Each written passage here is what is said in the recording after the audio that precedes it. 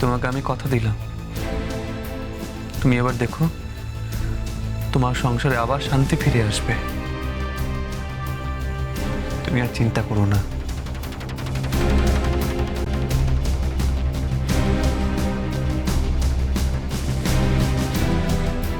কি হচ্ছে বলো তো? হ্যাঁ, বদ্দা বদ্দির বিরুদ্ধে চলে গেল। বেচারি বদ্দির মনটা তো ভেঙে খান খান হয়ে যাবে। আরে কিন্তু বদ্দাকে তো এরকম পাল্টি খেতে কখনো দেখিনি। টাকা পয়সা নেই বলে মায়ের বিরুদ্ধে যাচ্ছে না, তাই না? বড় বৌদি যেন আমাকে ফাঁসাতে আর কোনো স্টেপ না নেয় বর্দা। অনেক গোয়েন্দাগিরি করে ফেলেছে, আর যেন না করে। তুই নিশ্চিন্তে থাক দেবল, তোর বড় বৌদি আর কিচ্ছু করবে না, কারোর বিরুদ্ধে আর কোনো কাজ করবে না। হয়েছে তো? এ কেমন কথা বলছো তুমি নিশিত? আমি কেন তোমায় চিনতে পারছি না? তুমি তো সবসময় আমার অবলম্বন হয়ে থাকো, আজ কেন আমি আমার নিশিতকে খুঁজে পাচ্ছি না?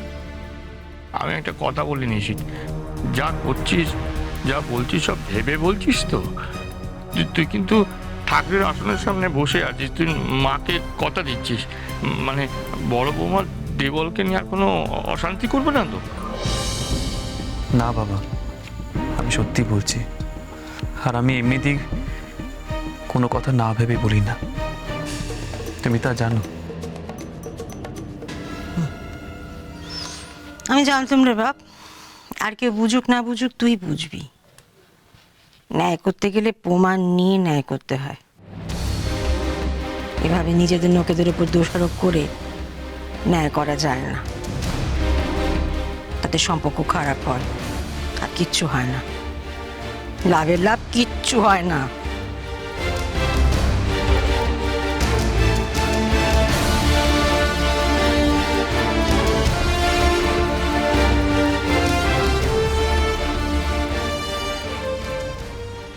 হ্যাঁ রাজু, হ্যাঁ হ্যাঁ, তুমি যা বললে আমি সব মনে রাখবো। আমি দেখি কি করতে পারি। না না, চিন্তার কিছু নেই, আমরা তো সবাই আছি নাকি। হ্যাঁ হ্যাঁ, ঠিক আছে। আচ্ছা আচ্ছা, বলছি রাজু, আমি তোমাকে একটু পরে ফোন করছি। হ্যাঁ হ্যাঁ।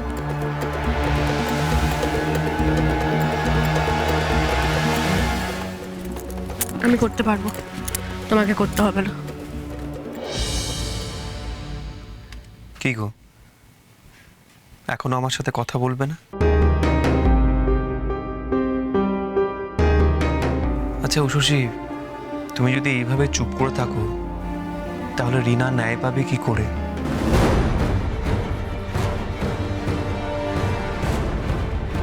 উষসী ঘোষ রিনাকে ন্যায় না দিতে পারলেও উষসী ঘোষের স্বামী তো আছে। উষসী, আমি তো ঠাকুরের কাছে প্রতিজ্ঞা করিনি, তাহলে কেন আমি একটা অসহায় মেয়েকে ন্যায় পেতে বাধা দেব? নাকি আমি এমন কিছু প্রতিজ্ঞা করেছি যে আমি আমার স্ত্রীর দায়িত্ব পালন করব না?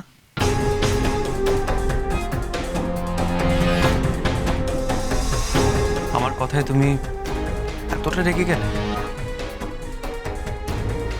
কেন শশী? তুমি তোমার নিশিতকে চেনো না? সে আজ পর্যন্ত কখনো তোমার কাজকে ভুল প্রমাণ করতে চেয়েছে?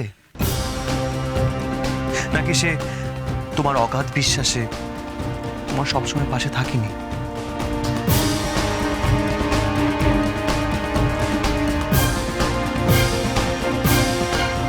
তুমি সত্যি বলছো?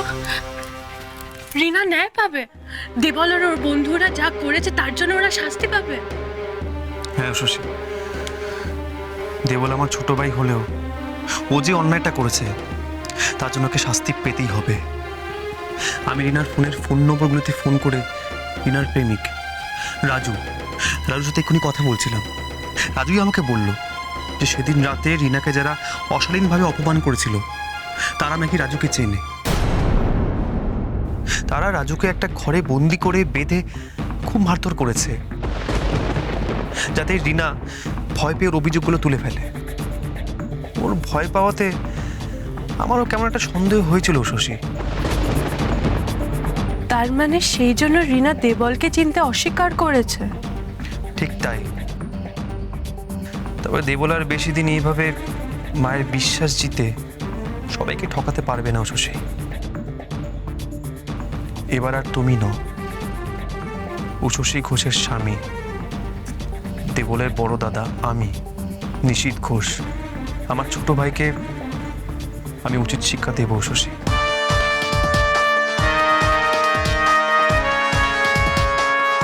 আমি জানতাম নিশিত তুমি বদলে যেতে পারো না, তুমি অন্যায় সঙ্গ দিতে পারো না কখনো।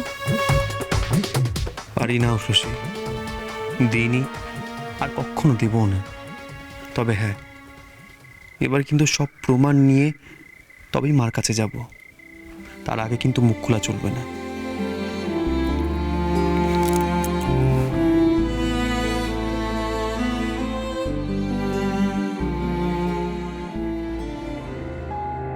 এত বড় একটা কাণ্ড ঘটিয়ে কি সুখে তুমি ঘুমোচ্ছ? কিভাবে পারো নিজেকে, নিজের মাকে, নিজের স্ত্রীকে এভাবে অপমান করতে পারলে তুমি? সারা জীবন এই কলঙ্ক নিয়ে তোমার সাথে আমাকে ঘর করতে হবে। এখন নিশিত বুঝেছে বউকে বড্ড বেশি নাই দেওয়া হয়ে গেছে। এ বাবা, বউ মানুষ কত কইছে দেখো, যেন বুক টিনে দিচ্ছে। আজকালকার সব মেয়েরা হয়েছে বাবা, সংসারের কথা মোটে ভাবে না। কি বড় কথা, সব নীতি আদর্শ। আরে আমরা, আমাদের কোনো মূল্য নেই তাদের কাছে। আমি তো তাই ভাবছি, বুঝলে, এমনি তো বড় বৌমার কথায় কোনো ভুল থাকে না, কিন্তু সে দিবলকে নিয়ে এটা কেন করলে? কিসের এত শত্রুতা তার সাথে? ছোট দেও একটু ভুল চুপ করেছে তাই বলে কোনো প্রমাণ ছাড়া এত বড় একটা অপবাদ! ছি ছি ছি ছি, আমার মনটা ভেঙে গেছে, বুঝলে। এটা ঠিক হলো না, যা হলো একদম ঠিক হলো না। তবে বলো, তুমি বাপ হয়ে তোমার মনের এই অবস্থা, ছোট বৌমার মনের কি অবস্থা ভেবে দেখেছো? কোন স্ত্রী গো স্বামীর এই সমস্ত কথা সইতে পারে? মেয়েটা মুখ চোরা বলে কি সবাই সব রকম অন্যায় করে যাবে ওর সঙ্গে?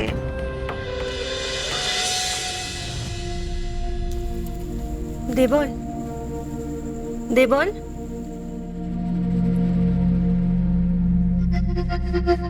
এই সংসার ছেড়ে, তোমাকে ছেড়ে রাজাকে নিয়ে আমি চলে যেতে চাই না দেবল।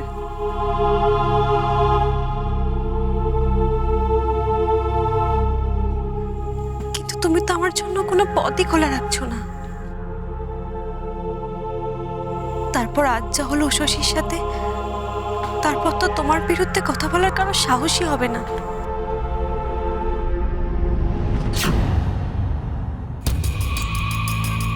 চুপচাপ মানতেই হবে ডায়না সুন্দরী, নাহলে যে সত্যি এই বাড়িতে আর জায়গা পাবে না। তুমি চলে গেলে আমার কি? তোমার নামে দোষ দিয়ে আরেকটা বিয়ে করে নিতে আমার কতক্ষণ? অন্য কোনো স্ত্রী হলে কবে স্বামীকে ছেড়ে চলে যেত। নেহা ছোট বৌমা শান্ত স্বভাবের মেয়ে মানুষ বলে। কিন্তু ছোট বৌমা তো তার স্বামীকে বিশ্বাসই করে না। আমি সব সামলে দেব, দেখো। ছেলেকে যখন আমি জন্ম দিয়েছি, তাকে শাসন করে ঠিক পথে তো আমাকে নিয়ে আসতে হবে। এই দায়িত্ব তো আর পাড়ার লোকেরা নেবে না। হ্যাঁ, তা যা বলেছ। আমি বলি কি, ছোট বৌমাকে একটু দেখো, সঙ্গে তো বাবা নেই, এই সংসারে যেন সে কোনো কষ্ট না পায়। তাহলে কিন্তু সে পাপ আমাদের গায়েই লাগবে, বলে দিই।